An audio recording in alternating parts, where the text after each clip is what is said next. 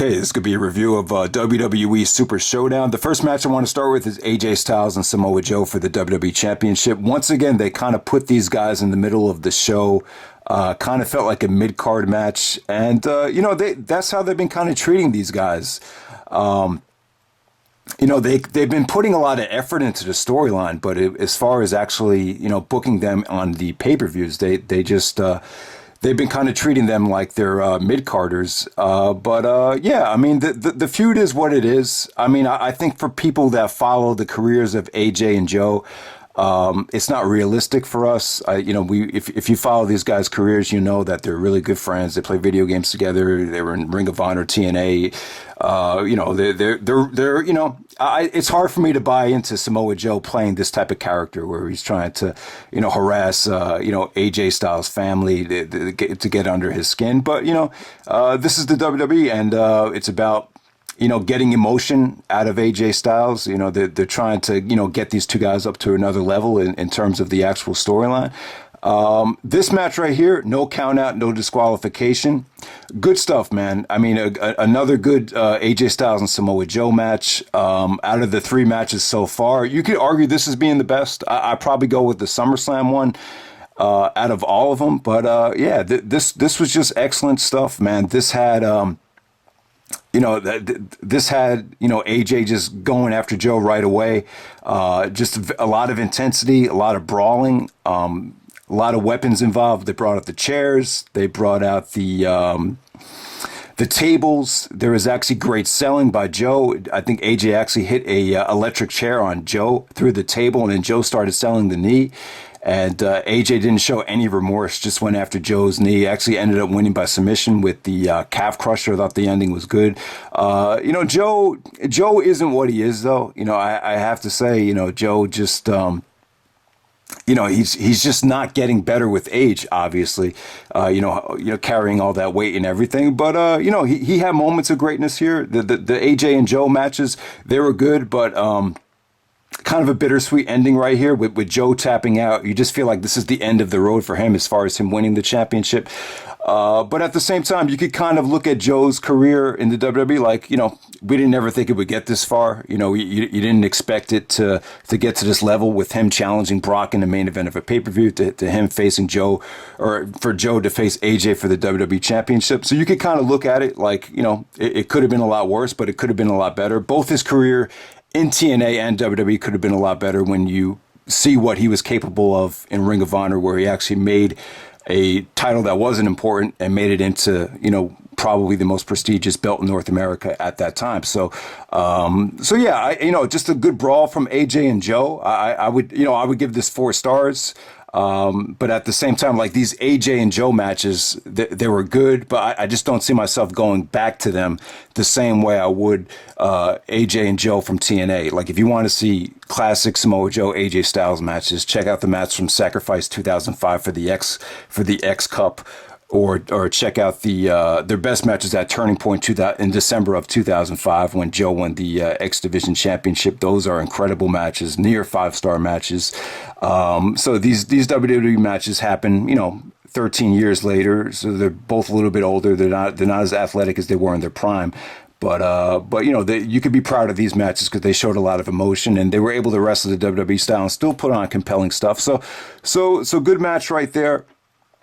And the next match I'll talk about is Daniel Bryan and The Miz. So Bryan and Miz for the number 1 contender to AJ Styles WWE Championship. And shockingly, Daniel Bryan wins this match with a schoolboy in 2 minutes and 25 seconds. So you know what? I actually don't have a problem with this.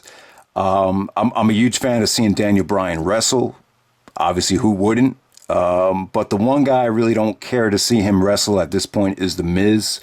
And I thought it was good. It was kind of like, let's just move on. I'm not a fan of Daniel Bryan and The Miz. I just feel like these guys have done enough. I've seen them wrestle enough. I thought their match at SummerSlam was highly overrated. Some people thought it was great. I just thought it was okay for a Daniel Bryan match. You just expect a lot more out of Daniel Bryan in a 20-plus minute match.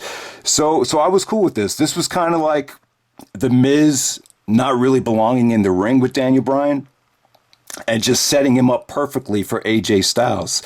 Not every single pay-per-view match needs to go 10, 15, 20 minutes with a bunch of near falls. So I was cool with this, I really thought it was something different. The way they booked it, it looked like they were going to go to replay and they were going to reverse the decision or start the match over again. The Miz looked like he really wanted this match to start over again, so you kind of thought they were going to start it over, but they transitioned very beautifully to AJ Styles looking on, and they already had the graphics set up. Daniel Bryan versus AJ Styles at Crown Jewel, November 2nd.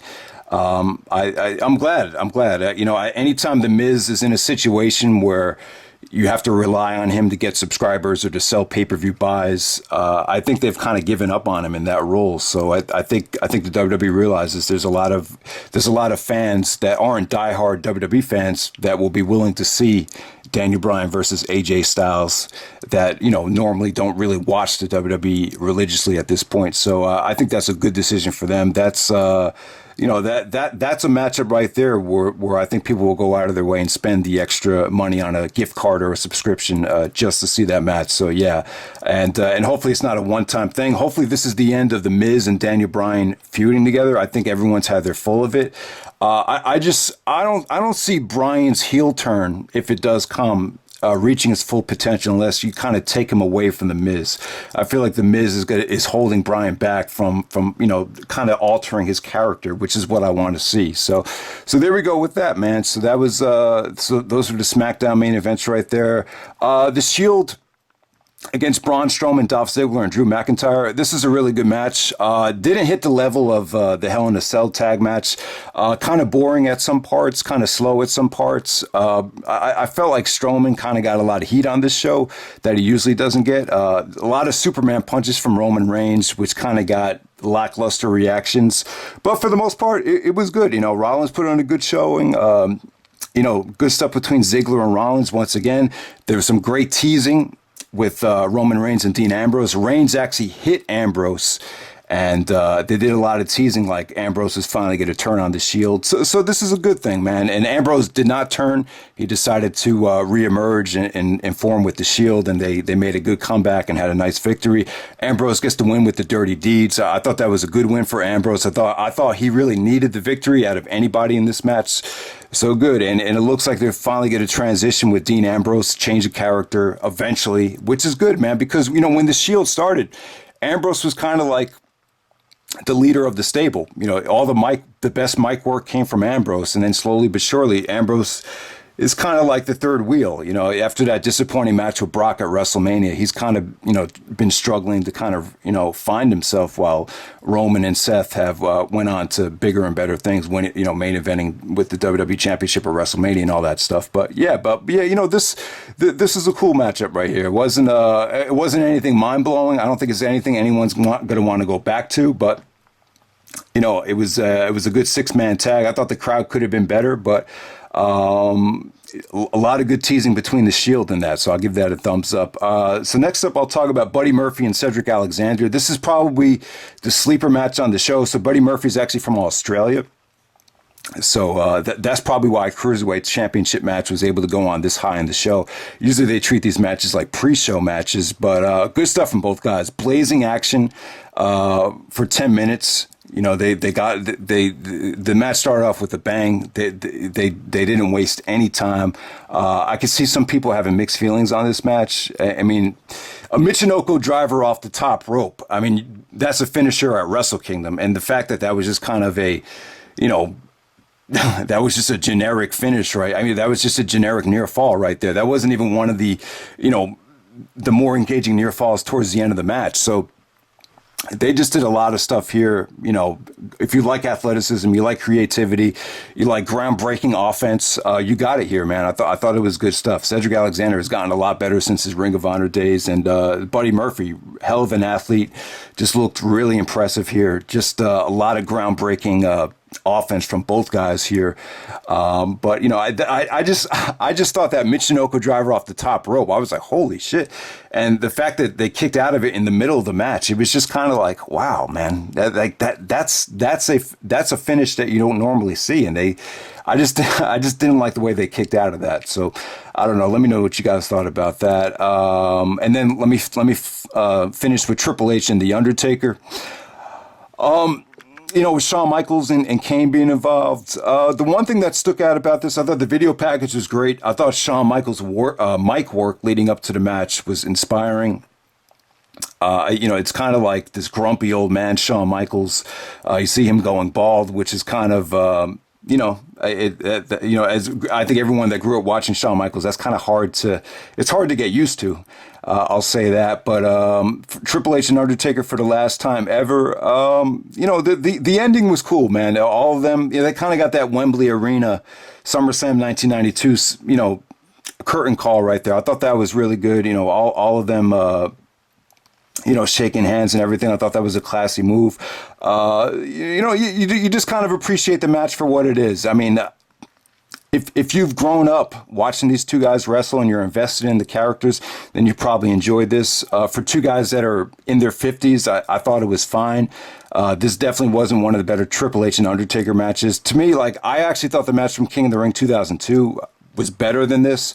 That I know I didn't enjoy the actual wrestling, but I respected what they were doing, and it's kind of like one of those things. It's the last time ever. You just pay your respects to both guys.